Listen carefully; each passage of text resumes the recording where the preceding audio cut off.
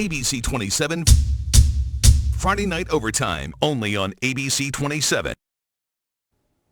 Welcome to Friday Night Overtime, Week 2 in South Georgia, and for our Big Bend football teams, preseason is in the books. Things getting real this week. It's Week 1 of the season. I'm Dom Tibbetts. He's Brian Jackson. Yes. Look at the boys are back in town. Right, but man. just wait, though. Just wait. Sports Director Allison Posey will join us later in the show. We've awfully got a lot of games to get to tonight, but perhaps none bigger than the Rose City rivalry between Thomasville and Thomas County Central. Absolutely. In 53 meetings, their record's almost dead even. Thomasville holding the edge by 1 game, 27-26. Close one. It's our Friday Night Overtime game of the week.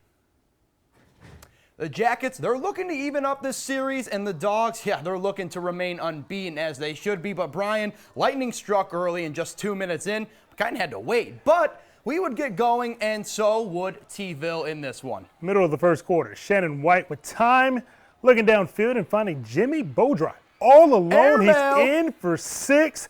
Thomasville leads this one 7-0.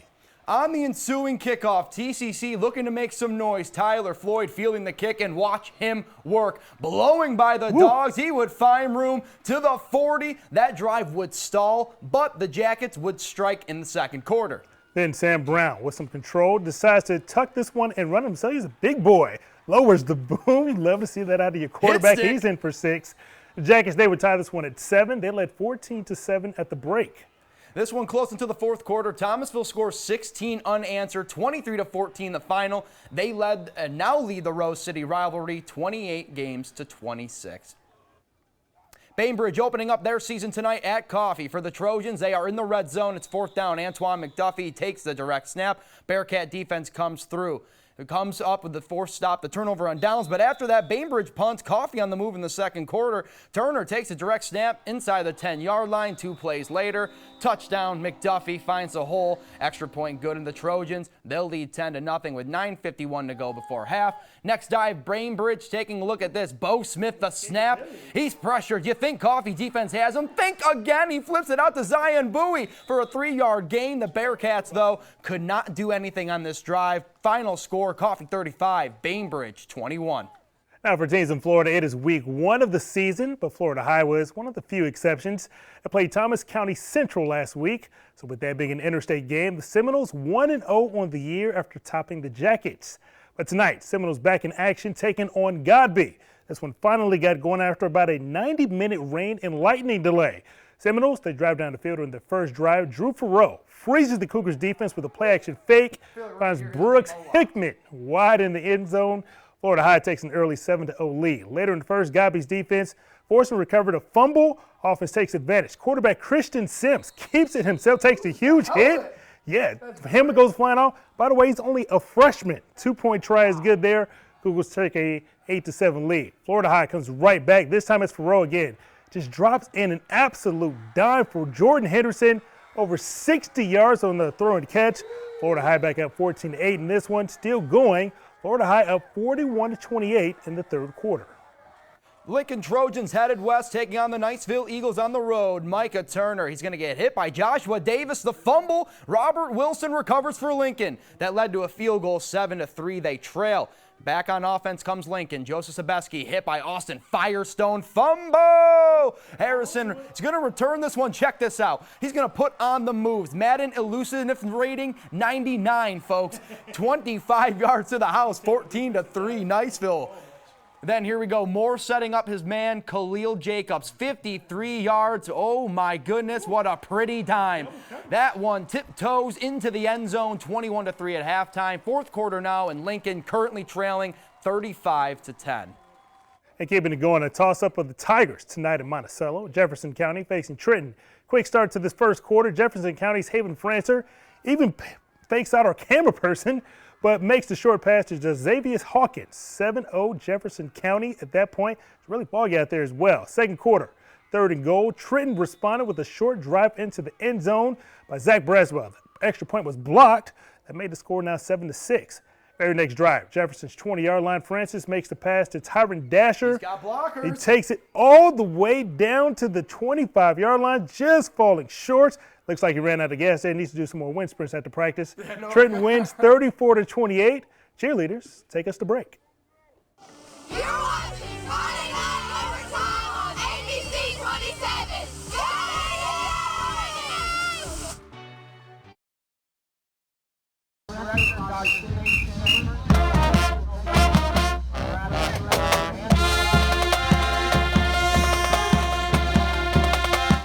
Take a listen to our Band of the Week, the Florida High Marching Braves. Ladies and gentlemen, welcome back to Friday Night Overtime, our Band of the Week, the Florida High Marching Braves. Yeah, the ESPN going, right? Yeah, it sounds, I know, right? Yeah, we love that.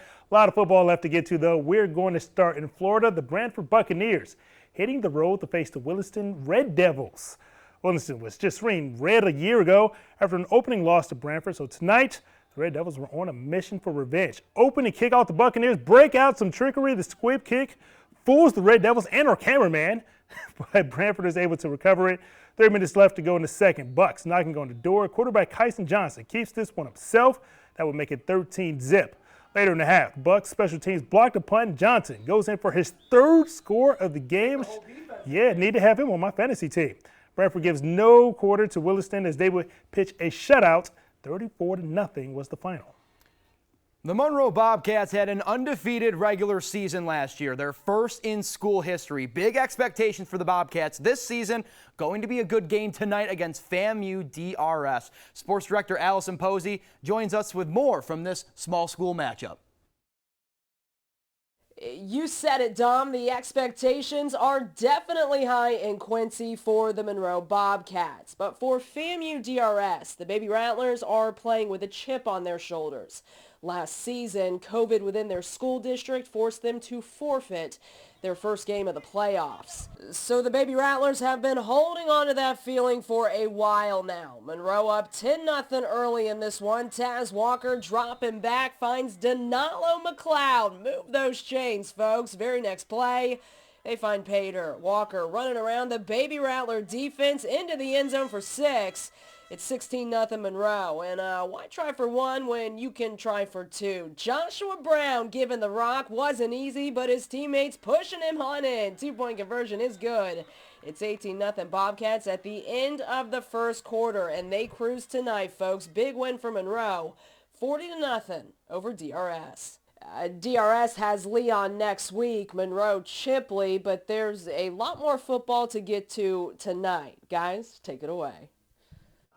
Appreciate it, AP. Now, the Seminole County Indians looking to get back on the right track this week, hosting BLOUNTSTOWN out of Florida. Seminole County trying to create some offense. Late first quarter, QB drops back. Moon ball, it goes into orbit. I swear it might have touched the stars, but Jordan Pride comes up with the interception for the Tigers. On the ensuing drive, Indians showcasing the defense. Devin Hill is going to send the running back airborne on the tackle. Talk about hats on the ball. Yeah, as the score stays knotted at 0. Check your hip flexor, sir. It might be bruised. That wouldn't last long. A few plays later, Josh Pope going to a familiar name, nice spike. Jordan Pride. Got both feet Touchdown, in. BLOUNTSTOWN. Tigers winners on the road, 39-0.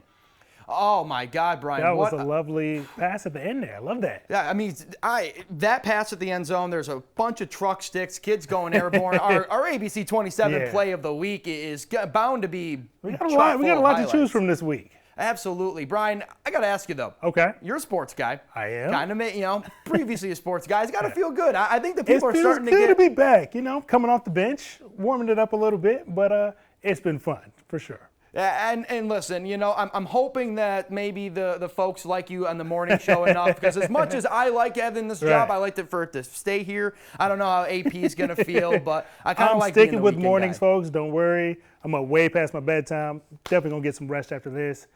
But it's been a good show, though. It has been, and we're always happy to have you anytime, Brian, you come by. Appreciate you guys having me. Thank you for tuning in. I'll see you guys tomorrow, 6:30 right here on ABC 27. Have a good night. This has been Friday Night Overtime. Take it easy.